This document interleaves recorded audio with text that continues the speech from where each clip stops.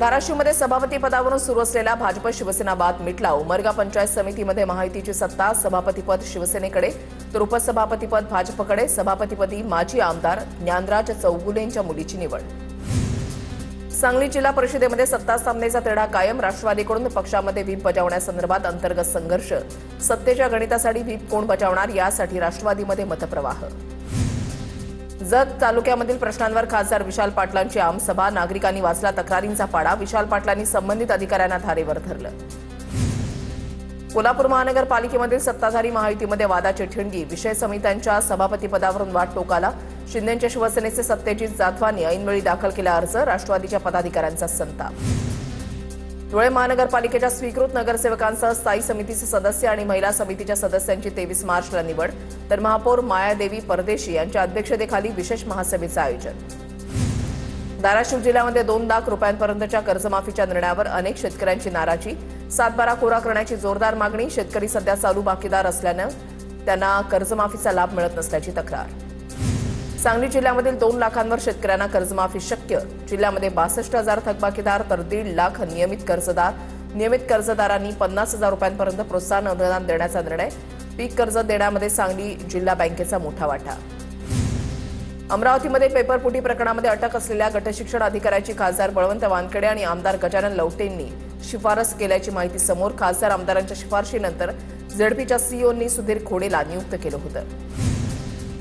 नागपुरातील 12वी पेपरफुटी प्रकरणी एसआयटीची स्थापना। नागपूर ग्रामीण पोलिसांची एसआयटी करणार 12वी पेपरफुटीचा तपास। अपर पोलीस अधीक्षक अनिल मस्केंच्या नेतृत्वात 5 सदस्यांची एसआयटी स्थापन। बीडमध्ये मसाजोगचा 88 ग्रामपंचायतीच्या पोटनिवडणुका लागणार। पोटनिवडणुकांसाठी जिल्हा प्रशासनाची तयारी। राज्य निवडणूक आयोगाच्या निर्णयाकडे लक्ष। प्रशासकीय पातळीवर तयारीला वेग। जळगावमधील रावेरच्या निंभोरा ग्रामपंचायतीमध्ये 15व्या वित्त आयोगाच्या निधीच्या खर्चावरून वाद। निधीच्या खर्चात घोळ झाल्याचा ग्रामस्थांचा आरोप। संतप्त ग्रामस्थांनी ग्रामपंचायतीला ठोकलं टाळं। निधीचा मनमानी पद्धतीनं खर्च केल्याचा आरोप। लातूर महापालिकेचे अतिक्रमण हटाव मोहीम सलग 3ऱ्या दिवशी सुरूच। गंजगोलाई भागामध्ये सर्व रस्ते मोकळे। रस्त्यावर थाटलेल्या दुकानांवर कारवाई। धाराशिवच्या वाशीमध्ये मध्यरात्री विनापरवानगी छत्रपती संभाजीराजांचा पुतळा बसवल्याप्रकरणी 4 जणांच्या विरोधात गुन्हा दाखल। कळंब रस्ता चौकामध्ये अज्ञातांनी शंभूराजेंचा 6 फुटी उंचीचा पूर्णाकृती पुतळा बसवला। घटनेनंतर वाशी शहरामध्ये तणावपूर्ण शांतता। नाशिकच्या सुरगाण्यामध्ये भूकंपाच्या सौम्य धक्क्याची मालिका। सुरगाणामध्ये सलग सौम्य भूकंपाचे धक्के। उंबरठाण परिसरामध्ये 3 ते 4 दिवसांपासून धक्के। छत्रपती संभाजीनगरच्या गरवारे स्टेडियम आंतरराष्ट्रीय दर्जाचं करण्यासाठी झाडं तोडण्याचा निर्णय।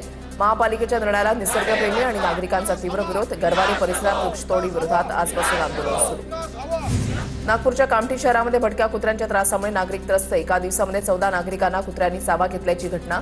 जखमींमध्ये 5 महिला आणि 9 पुरुषांचा समावेश। भटक्या कुत्र्यांवर तातडीनं नियंत्रणाची नागरिकांची मागणी। नागपूरमध्ये 6 वर्षांपासून ग्राउंडेड असलेल्या एअर इंडियाच्या बोईंग 777 या विमानानं पुन्हा घेतली आकाशामध्ये झेप। दुरुस्ती आणि देखभाल पूर्ण झाल्यानंतर विमानाचा शुक्रवारी नागपूर ते अहमदाबाद टेस्ट फ्लाईट घेण्यात आली। रत्नागिरी मुंबई ते विजयदुर्ग सागरी रोरो सेवेचा विस्तार होणार। रोरो मार्गावर 3 नवीन थांबे मिळणार। रायगड जिल्ह्यातील दिघी, रत्नागिरीमधील जयगड आणि सिंधुदुर्ग जिल्ह्यातील वेंगुर्ला इथे थांबे मिळणार। महाराष्ट्र सागरी महामंडळाचा निर्णय। भंडाऱ्याचा कातखेडा इथे नदीपात्रामध्ये शासनाच्या नियमांची पायमल्ली करत रात्री उशिरापर्यंत जेसीबीद्वारे उत्खनन। मजुरांच्या साह्यानं वाळू उपसा करण्याची परवानगी। लिलाव झाले असले तरी मशीनद्वारे उपसा करण्याची परवानगी नाही। धुळ्यातील बाबळे आणि सुखवत जलशुद्धीकरणावर बसवले जाणार सौर ऊर्जा प्रकल्प। पाणीपुरवठा करणाऱ्यांसाठी लागणारी विजेची बचत होणार। सौर ऊर्जा प्रकल्पामुळे महापालिकेचे 50 लाख रुपये वाचणार। दुबईमध्ये अडकलेली लातूरमधील नेहा मिसर घरी सुखरूप पोहोचली। रोबोटिक इंजिनिअरिंगचं शिक्षण घेण्यासाठी नेहा दुबईला गेली होती। कांदिवलीमध्ये बेकायदेशीर फेरीवाल्यांच्या विरोधात कारवाई दरम्यान पीएमसी कर्मचाऱ्यांवर हल्ला करणाऱ्यांवर कडक कारवाई करण्याची भाजपचे आमदार अतुल भातखळकरांची मागणी। गोंदियातील धोबाटोला गावामध्ये सुरू झालेल्या बियर बारच्या विरोधात ग्रामस्थ आक्रमक। बियर बार बंद करण्याची ग्रामस्थांची मागणी। खासदार नामदेव किरसाण यांच्याकडून बियर बार प्रकरणाची चौकशी करण्याची मागणी। साताऱ्याच्या कराडमध्ये डोंगरी विकास आराखडा योजनेतील विद्युत कामामध्ये भ्रष्टाचार झाल्याचा आरोप। ठेकेदारांवर कारवाईच्या मागणीसाठी सामाजिक कार्यकर्ते बापूराव भिसेंचं महावितरण कार्यालयाच्या बाहेर आमरण उपोषण। ठेकेदाराला काळ्या यादीमध्ये टाकण्याची मागणी।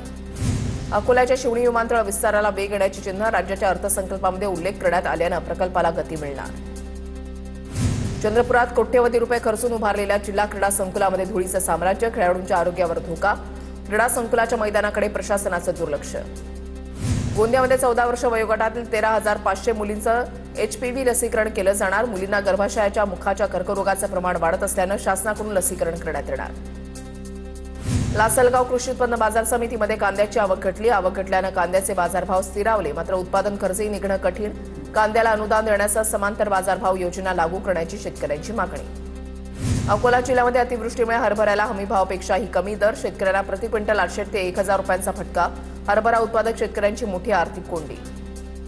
सोलापूरच्या कन्हेर गावच्या शेतकरी सागर केदारची अफलातून कला. चक्क हातानं आणि डोक्यानं एका मिनिटामध्ये 4 नारळ फोडल्याचा व्हिडिओ सोशल मीडियावर व्हायरल.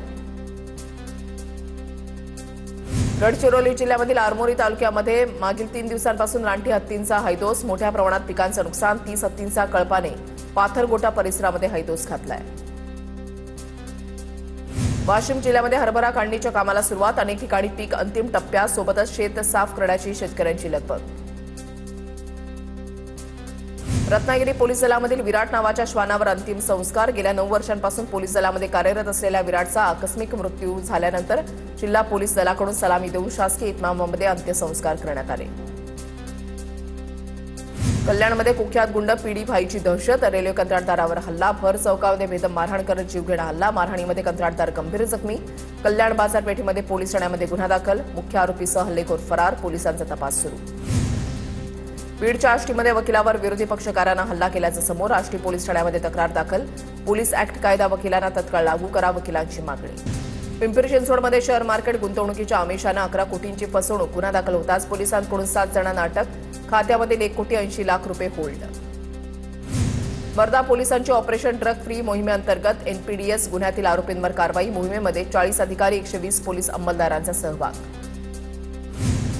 भंडारा शहरामध्ये ड्रग्स तस्कर साद जाहीद जामा कुरेशीला अटक. कुरेशी MPDA कायद्यान्वये अमरावतीच्या मध्यवर्ती कारागृहात रवानगी. नागपूरमधील यावली सालसे राज्यमार्गावरील भोसरे गावाजवळ एसटीचा अपघात. धावती एसटी बस नाल्यामध्ये अडकल्यानं थोडक्यामध्ये मोठी दुर्घटना टळली. कुर्डुवाडीहून माढ्याकडे जात असताना एसटीला अपघात. अहिल्यानगरच्या संगमनेरमध्ये कमर्शियल गॅस सिलेंडरचं वितरण बंद. हॉस्पिटलला पुरवल्या जाणाऱ्या गॅस सिलेंडरचं काय करायचं? वितरकांमध्ये संभ्रमाचं वातावरण. रेडिएशन रजिस्ट्रेशन संपलेल्या मशीनवरच दररोज 150 ते 200 रुग्णांचे एक्स-रे. KDMCच्या रुक्मिणीबाई रुग्णालयामधील धक्कादायक प्रकार समोर. अधिकाऱ्यांवर कारवाई करा. सामाजिक कार्यकर्ते प्रशांत इंगळेंची मागणी. कोल्हापुरात पुणे-बंगळुरू हायवेवरील तांदुळवाडी गावाजवळ एसटी महामंडळाच्या हिरकणी बसला अपघात. बसचा टायर फुटल्यानं बस हायवेवरील डिवायडरवर जाऊन आदळली. एका महिला प्रवाशाला किरकोळ दुखापत. अकोला शहरातील जुने शहर पोलीस स्टेशन हद्दीमध्ये घडलेल्या चोरीच्या गुन्ह्याचा उलगडा. मंगळसूत्र चोरणाऱ्या एका आरोपीला अटक. आरोपीकडून चोरीला गेलेले सोन्याचे मंगळसूत्र आणि रोख रक्कम जप्त. अहिल्यानगरच्या कोपरगाव शहरातील तरुणावर कोयत्यानं जीवघेणा हल्ला प्रकरण. आरोपीला कोपरगाव न्यायालयानं ठोठावली 10 वर्ष तुरुंगवासाची शिक्षा.